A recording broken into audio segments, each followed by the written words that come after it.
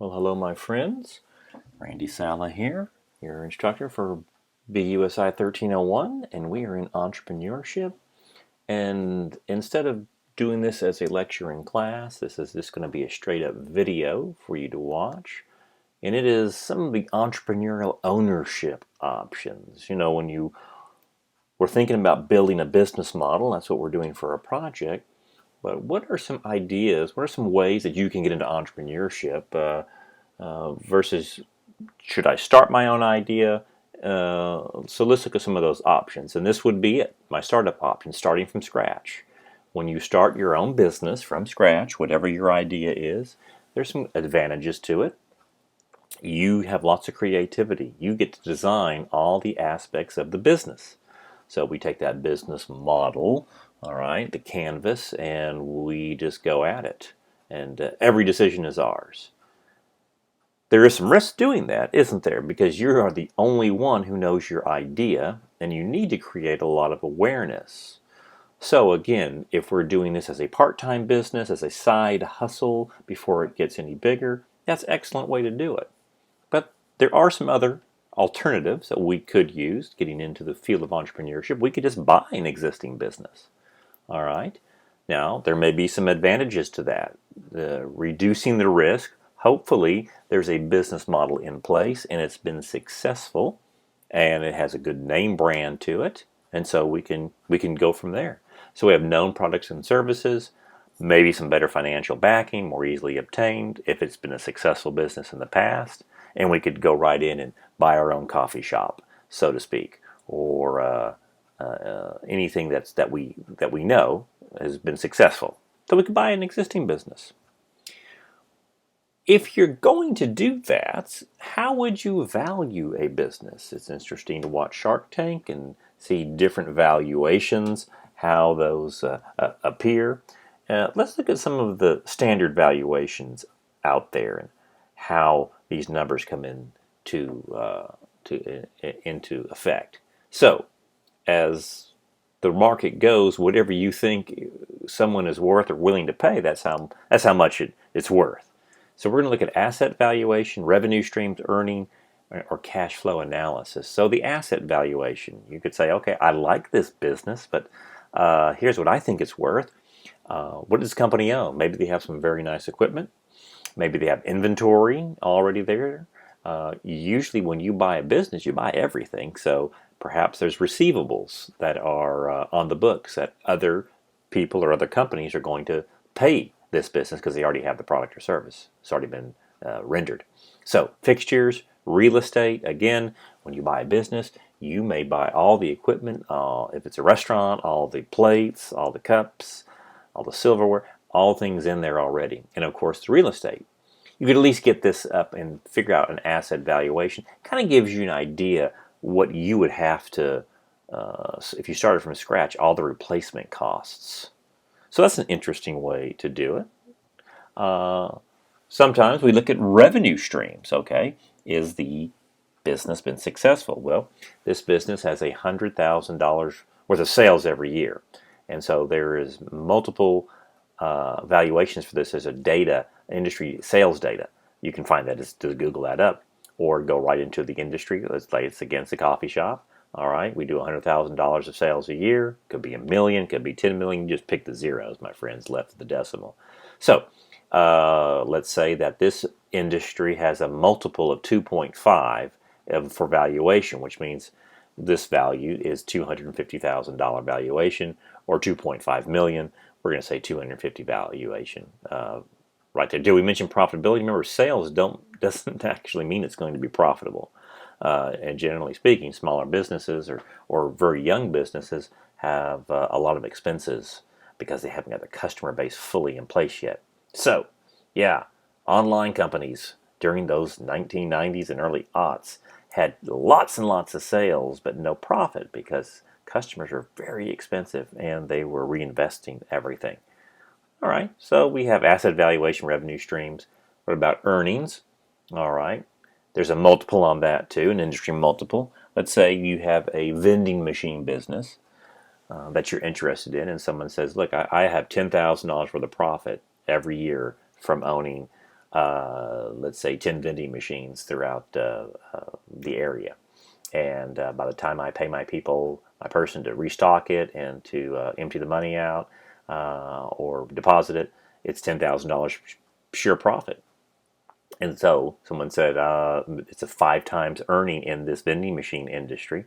So the valuation would be $50,000. So basically you're buying 5 years of profit right there. Again, maybe you could expand those sales. Of course, you never know if earnings are going to be stable in a very changing, disruptive market. Competition, supplier, the cost of equipment, cost of inventory, market share, all that could be taken into account as well. So we have, again, asset valuation, we have sales, we have profitability, we have what Warren Buffett does as he values industries and big companies. This is a very simplistic way that he does it. Basically, it's projecting cash flows into the future by treasury bills. So basically, the treasury bills from that the U.S., the Federal Reserve, basically, you can buy those. They're at no risk. Okay, they will always pay out. So let's just say it's a 3% rate on your T-bills. That's going to be a guaranteed interest rate. And the profitability of the business that we're looking at, let's say, is $10,000 worth of profit. So 10,000 divided by 0.03 is $333,333. All this means is Warren Buffett could say, look, I can invest this amount of money to give me that return. This is the upper limit of valuation. And he goes, I would never pay more than that because I'm automatically going to get this type of return on my money. So we're going to negotiate way lower than that. And so, again, the numbers could be certainly much, much bigger.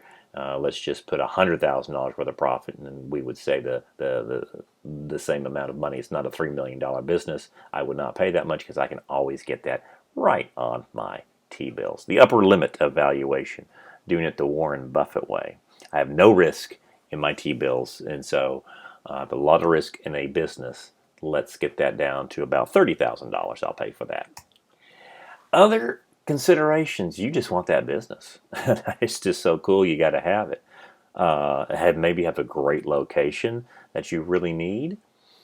You may have a patent or equipment that you want. Sometimes you just want to eliminate the competition and say, you know what, I'll buy you out. I'll pay a little bit more, but I'm not going to compete against with you. Obviously, this is the most riskiest valuation there is. Be very careful because of emotions influencing that decision. You could have a lot of heartache trying to pay that off. Just a few of the business valuations out there, my friends. Obtain other ownership options. Maybe I just buy a franchise. What's what we would call business in a box, and it's certainly not a put down, but basically this is already a business model that is working, and you're going to abide by the rules of the franchisor. Here's the two people. There's a franchisor and the franchisee. The franchisee is the business owner who contracts to sell the goods or services, and the franchisor is the supplier. So, if you were to own one of these old franchises, you want to get a Sonic, you get to use the Sonic blueprint for success, and you'll own that location, and all of your great supplies, the supply chain is built within Sonic itself, and you will pay the supplier back a fee every month. So, the franchise alternative is the business format. There's Jimmy John's. That has been one of the most successful and fastest growing franchises for the past 5 years. Gives you the right to open up Jimmy John's in a location, which they'll help you find. Okay, and again, you're doing that format for business. In fact, you really cannot do anything on your own. You don't have the creativity to. I think I want a new Jimmy John's sandwich, a new menu item on there. Unless that's approved by Jimmy John's, they would basically have a cease and desist order on you immediately, not to change the Jimmy John's platform. So, KFC, Taco Bell, Subway, Burger King, there's lots of different franchises that you can get into. Again, the advantage, boom, you got name recognition. Okay, Randy's Coffee Shop versus McDonald's, something different all around. National advertising programs, they really push that out. You have that automatic supply chain, which can be an advantage because they'll help you finance that. Support networks have got the blueprint for building a business, which you must follow. And of course, they do want you to succeed. The franchisor definitely wants you to succeed. So you have some of that financial assistance. You may have better terms. You may have to pay back your inventory in 60 days, your purchases versus 30 days, maybe even 90. They can give you some extensions. They want you to succeed very well. Now, that's no guarantee of wealth, though, is it? Some franchises just go bad. All right, royalty fees. Usually, you're gonna have to pay them something, and it's quite a bit. Usually, 10 to 12% of sales, not profits, sales off the top per month. And of course, is the little independence. Franchisor prescribes every aspect of that business. Now, Dave Thomas was the founder of Wendy's, that we probably very familiar with. Dave Thomas, back in the 1970s. Now, Dave's passed away. But back in the early 1970s, Dave was one of the most successful Kentucky Fried Chicken franchisors ever. And he owned somewhere between 10 and 15 stores. And he had it down to a science. He knew exactly when his customers were going to come in, the peak time, so he always had double people in line. If anyone's going to get sick, somebody's always covering their shift. He could not miss the window of opportunity, which he believed was going to be anywhere from 10:45 a.m. to 1:45 p.m. I mean, that's when he's going to get 70% of his business.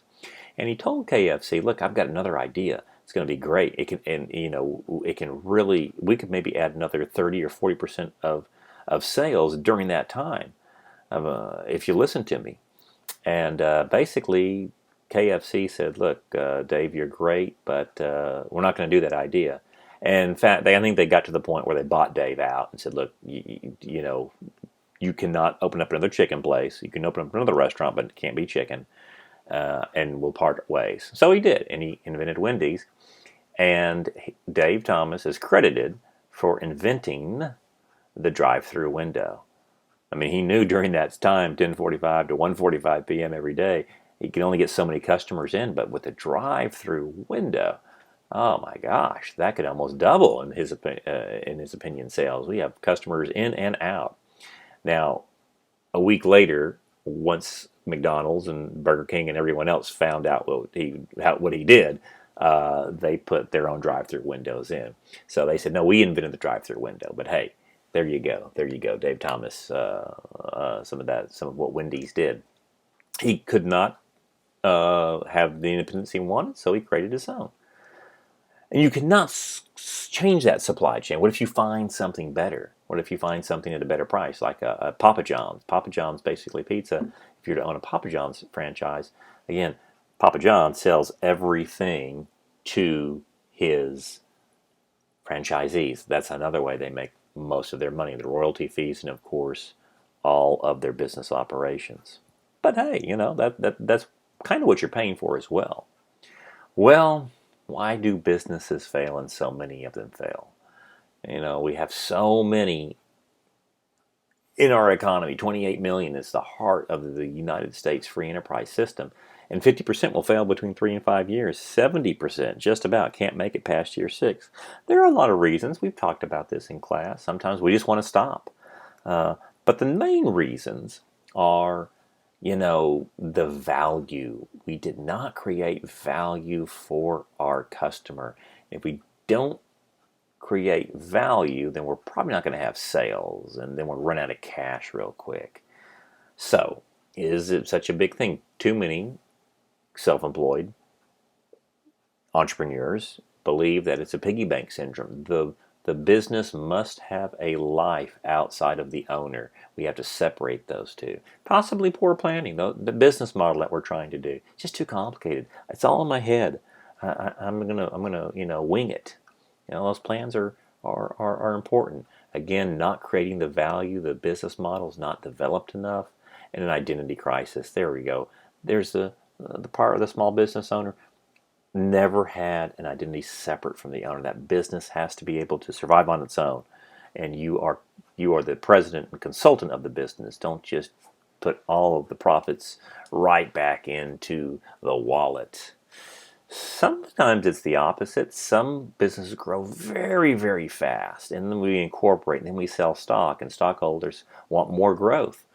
Unfortunately, you have to plan for that. Bigger inventory, better systems, customer relations, staff positions that never existed, IT directors, experienced managers. All of a sudden, we go from $20,000 to $200,000 to $2 million in sales. There's differences, and every one of those big checkpoints have to be addressed, and generally going to have much more sophisticated systems once we start getting into the $1 million worth of sales. There was an old store back in the 90s and the early aughts called Zany Brainy, and it was a great kids store, and they grew so fast, and they borrowed so much money, and then they got big enough to where Toys R Us said, that's enough, and we're going to undercut you. And then Toys R Us themselves went into bankruptcy. It's a vicious, vicious game, my friends. Overgrowth, uncontrolled, is another reason why some businesses fail. The critical success, general success factors. Cash is most important in the small business world because we can't be locked up. Many times cash gets locked up in inventory. Well, your suppliers should be on the last of lists to pay. Not that we're trying to hold out on them, but they can't be number one. We have to develop relationships with them. Give us those 30 to 60 days to pay off. Let us grow that business. Maybe it's in receivables. That is, people owe us money. We may be on the opposite stick too there, that they owe us. Sometimes we have to factor those receivables and get cash for them. And of course, equipment. We've been successful. Should we be driving a brand new Lexus, a brand new Benz, or should we be using those used cars and really, again, making a effort to satisfy that customer and build that profitability and reinvest in the business itself? If you were to pay things in this order, we always have to pay payroll taxes first. By not paying payroll taxes, the IRS would have no problem putting someone into prison for that. All right, because that's money that's directly owed to them. And then your sales taxes, income taxes, should be on that first pecking order. Of course, you got to operate the business, got to pay your employees. All right, you don't want to shake them and around, and then yourself. And now we pay our suppliers. You just keep our cash flowing. If I put suppliers on the first of the list and then I need payroll taxes, yikes. Suppliers can work with us. The IRS may not give you that option. That's just kind of a general view of what I should pay in this order. Most small businesses that are pretty successful say that's pretty much how we do it. And we always are in good contact with our suppliers, and they may know our business and they can help us out. It's not like you're never going to pay them. I don't ever want to say that, but they are a little more working with you than sometimes employees just might walk off. So pay that first. Location. Good location can overcome many mistakes, certainly in the brick and mortar retail world. A bad location can rarely overcome good decisions. And so there's the Cobra Club. That's on Route 10 in the oldest part of Hearst. In fact, that's where actually the founding of Hearst was. Probably would not put a Mercedes-Benz dealership there. That's a industrial warehousing and actually working area. Great location for that. But high dollar retail is we're looking well north of 121 freeway in the Dallas-Fort Worth area. And so there we go there. Don't want to put it into a location that nobody's going to go to. And of course, this is Jack Welch, good-looking guy right there. He was the CEO of General Electric. I believe Jack's passed on, but he basically reinvented the entire company as it was going into the abyss and said, you know what, here's the biggest thing. If the rate of change on the outside exceeds the rate of change on the inside, then the end is near. If we're not keeping up with a disruptive economy, and we're thinking that we can do the way business was done in the 80s and 90s, and there's still a lot of that thinking. Heck, that's what a lot of colleges do. We're pumping out good stuff for 1980. Then the end is near. You have the ability to change. You have to continually adapt to that ever-changing economic environment. That's why we do those business models. All right, on an annual basis. How are customers changing? How's my industry changing? Again, it's a dynamic model, and We just look at Blockbuster. We can look at Kodak. We can look at some other giant organizations that own their industry that are just talking points right now. And of course, can we plan? Can we vision? Can we employ? Can we provide employees with the career opportunities in the entrepreneurial world? It's very much a critical success factor. Obviously, as you look at your business idea, whether it's going to be on a part-time basis or full-time basis, we got to know the health of our business. And the health will always be found out in a profit and loss statement real quickly. If my sales for my coffee shop on the Northeast Campus, Caffeine Central, had $30,000 in October, my total expenses, everything, paid out employees, paid out my product, I got $10,000 left over. Hey, I got a profitability of 10. Maybe I'm going to do over $130,000 a year in profit. Nice. Who says I can't go out and buy that Lexus? Well, got to pay some taxes.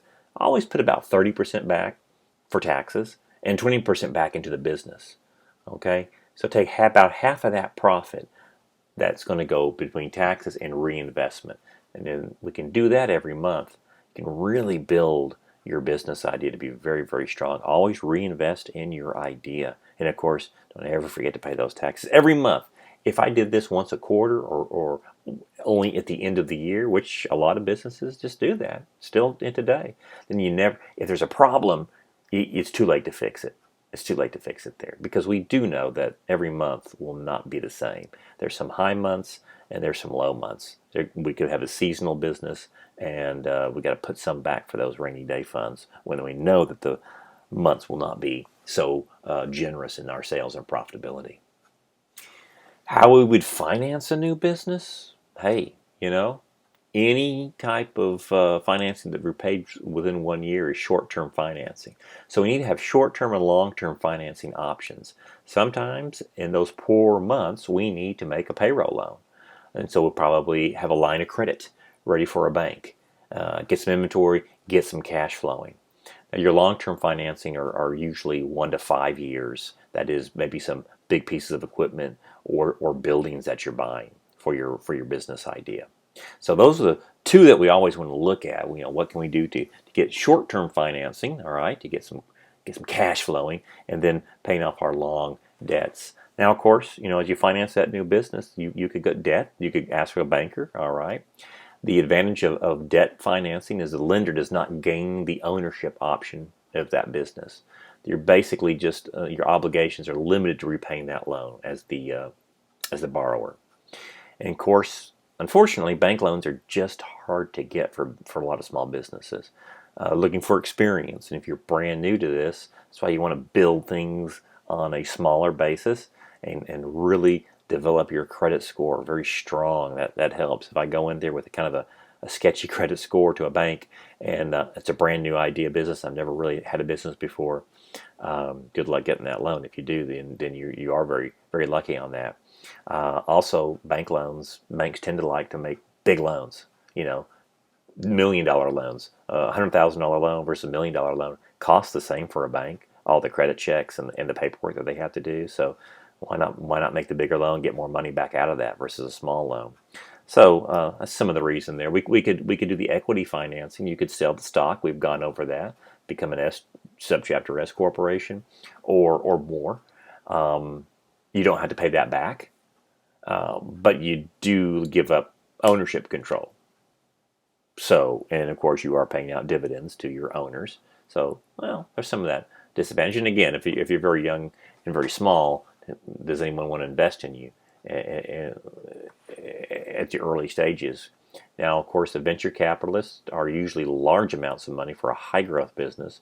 The venture capitalists will provide their expertise and their money for a pretty good portion of the ownership. Usually it's 10 to 30%. Their goal is to take that company probably to a public offering or to another buyer within 3 years and get their money out of it, and of course a return. I've done just a little bit of research on this. Basically, to get your business to a venture capital, it would be a 3 to 5 year own track record of at least earnings of $1 million a year before a venture capitalist gets really excited about investing in that idea. There is crowdfunding. All right. Now this is actually probably much more accessible than you may think it is. It's via the internet. All right. It's a very disruptive method of financing. It allows businesses, nonprofits, individuals to fund projects through contributions of many types of different people. And there is, as I go back here, there's several sources of crowdfunding. There's equity crowdfunding, which is like stock. There is the crowdfunding where you would basically give your owners a sample of your products. And then there's crowdfunding that's more of a charity. And so other people just may want to help your crowdfunding out. So that's a great subject just to look at what type of crowdfunders are there, and get some different people hitting your project out. So crowdfunding is growing very strong, and even a lot of very small entrepreneurs are having some good success by doing that. Like, and so I would suggest you look into that if as you take your business just a little bit bigger. Most people, my friends, do bootstrapping. All right, and that is your personal equity, your personal assets, your home equity loans, borrow from family. Ooh, that's a beating. But borrowing from family, cash in retirement savings, take on limited partnerships, max out credit cards. 44% of small business owners' primary source of financing, because credit card rates are pretty low. And again, different ways to get that. Think small and then scale. Get just what you need. That's my opinion, is buy just what you need. And again, as you do this business on the side, I don't think you're going to need a whole lot of money on that. I don't think hundreds of thousands of dollars, maybe 5 to 10,000 worth of equipment, and get you in the right spot. We have some great assistance for the entrepreneur and the small business person. Same and the same. Small Business Assistance Center.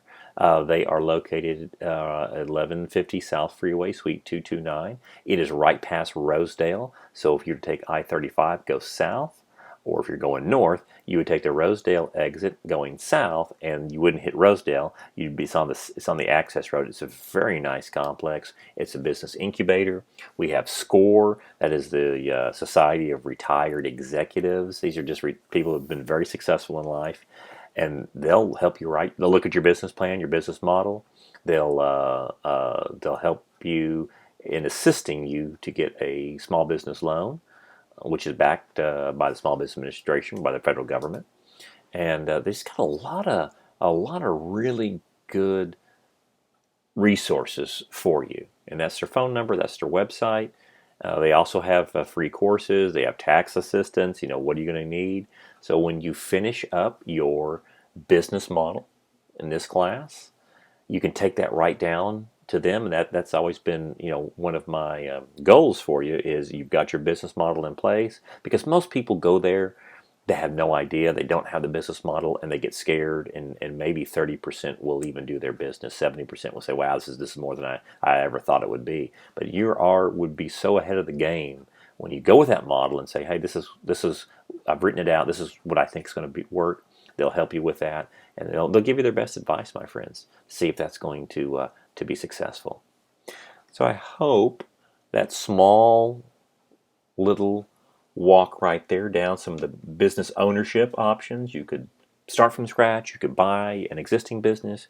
You could do the franchise alternative.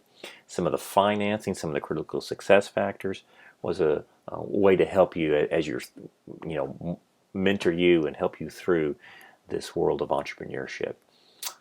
The next videos that we're going to look at, our next lectures in class, will be very important, because this is building the relationships through marketing, really getting your value through to your target market.